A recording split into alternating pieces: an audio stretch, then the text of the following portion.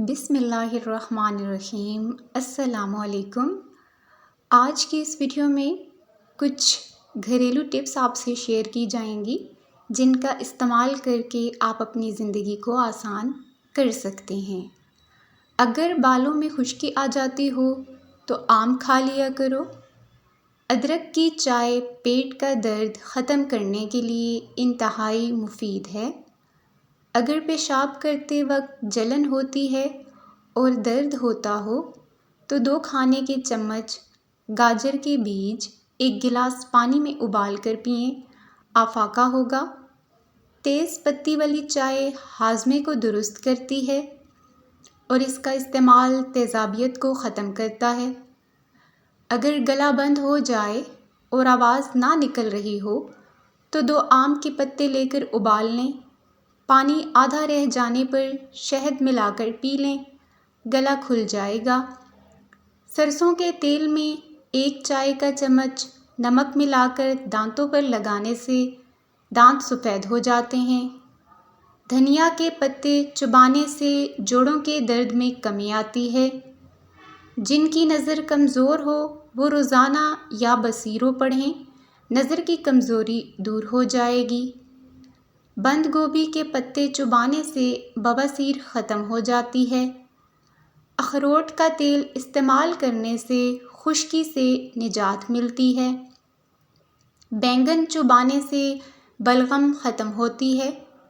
معدے کے السر کے لیے 1 عدد لونگ روزانہ صبح چبا کر ہمراہ پانی پینا بے حد مفید ہے۔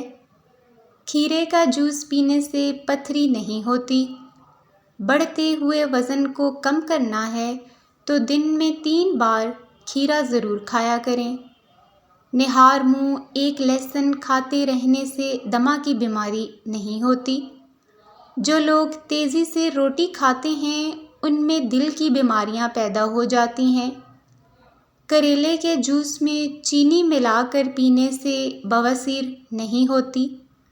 غسل کرنے سے پہلے پورے بدن پر سرسوں کے تیل کی مالش کریں اور پھر اس کے بعد نہا لیں، اس سے آپ کا جسم بھی ٹھنڈا ہو جائے گا اور ساری تھکاوٹ بھی اتر جائے گی۔